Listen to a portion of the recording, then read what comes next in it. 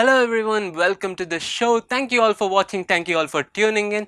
Welcome to the Succeed e-learning show, where we speak with celebrities from past and future and the greatest of them all. Today on our show we are going to have a special guest. Today we are going to speak with Dr. B.R. Ambedkar and have a wonderful conversation with him. So stick around. Welcome back everyone. Now we have our guest Dr. B.R. Ambedkar on our show. Welcome, sir. How have you been? There are a lot of questions that the viewers would like you to answer. First of all, would you like to tell us a bit about your childhood and your love for books? Yes, of course. One trait that marked me during my student days and also throughout my life was that I was a voracious reader. I had an insatiable thirst for books. I bought books by curtailing my daily needs. In New York, I had purchased about 2,000 old books.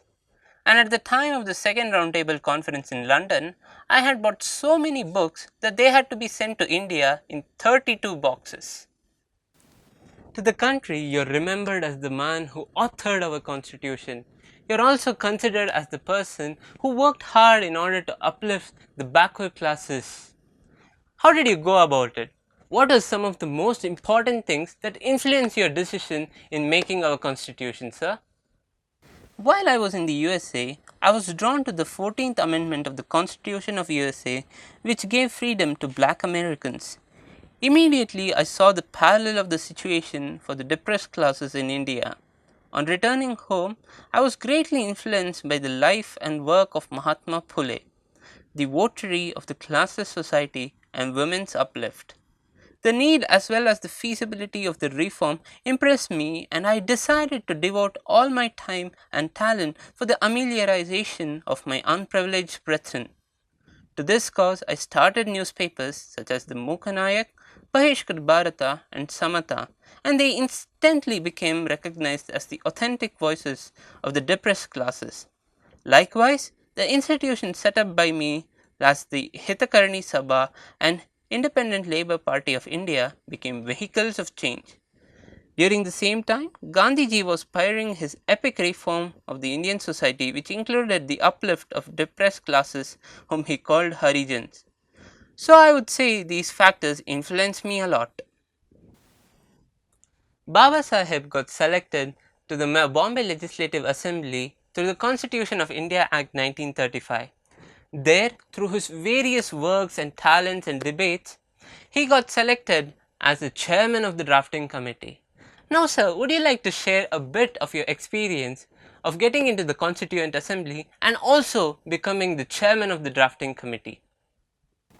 Yes, of course. Seeing my ability for the legislative work, the Constituent Assembly afforded me the opportunity to give the most notable and permanent shade to my social philosophy and to my faith in the dignity of human beings. I was not in Congress, but because of the far-sightedness and objective leadership of the Indian National Congress, they requested me to serve as the drafting committee of the Constituent Assembly and afforded me the position of the chairman, which I humbly accepted. As the chairman of the drafting committee, I anticipated every conceivable requirement for the new polity. Drawing from the examples and experience of other nations and dignitative needs of our society, we raised brick by brick the magnificent edifice which is now stands as the fundamental rights of the Indian Constitution.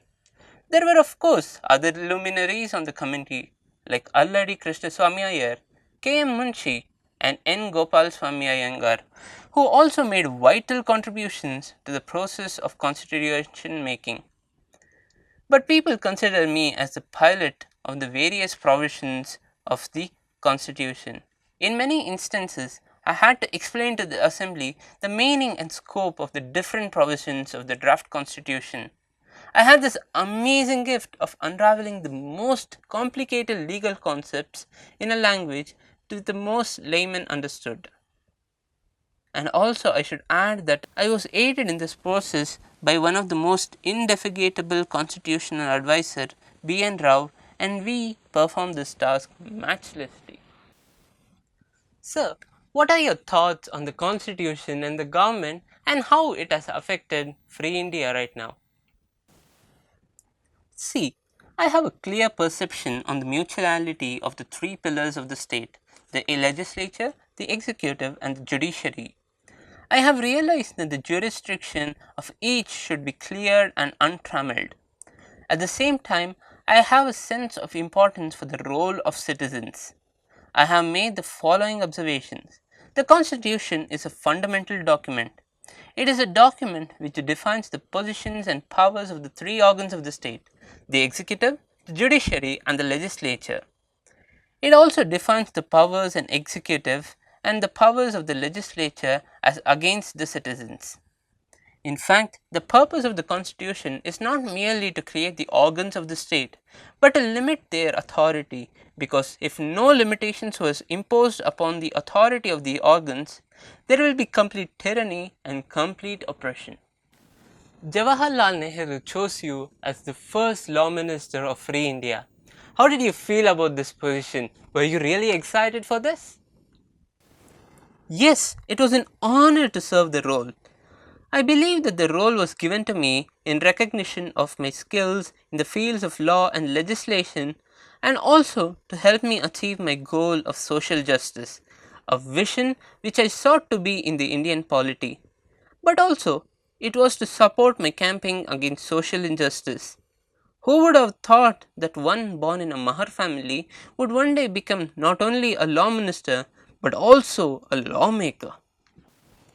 Sir, you have always stressed upon the importance of constitutional methods in order to achieve our social objectives. What are your observations on these? I describe the methods of civil disobedience, non cooperation, and satyagraha as the grammars of anarchy. It is necessary to assume that these observations are in the context of public agitation in free India. It is one thing to utilize these methods in a struggle against an alien power. The right rebellion is recognized against the government without people's consent, be it alien or national dictatorship, but not in a democracy based on free and fair elections. Misdirected and volatile, such agitations invariably result in the loss of lives and public property. In your later years, you embraced Buddhism. Is there any particular reason for this? About 2500 years ago, the Buddha had questioned the caste divisions in India. He said, "The only valid divisions are the divisions between those who are noble and wholesome and those who are ignoble and unwholesome." The Tamil poetess Avvai had said similarly that there are only two castes in the world, namely the charitable one who give and are superior, and the misers who do not and are therefore inferior. Throughout the course of the Indian history, great sages and saints exposed the hollowness of these caste divisions and sought to bring all communities of India together in a creative partnership.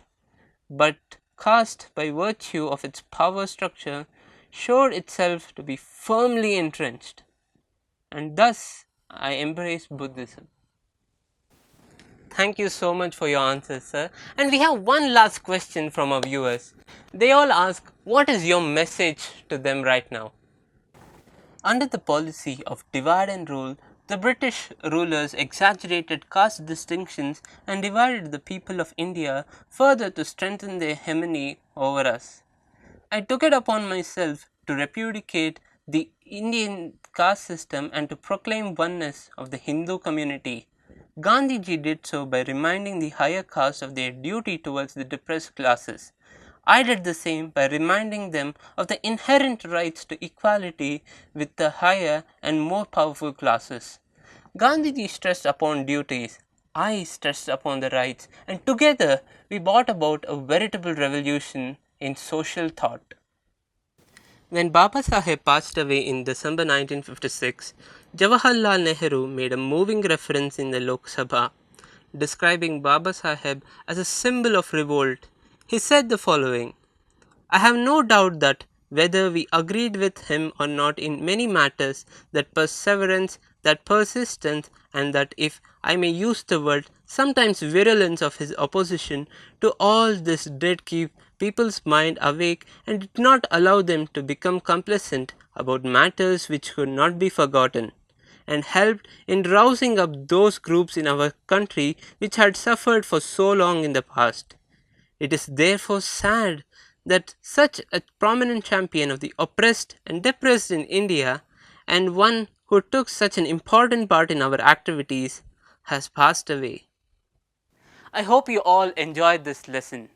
Thank you all for watching, and for more lessons, tune into the Succeed Learning app.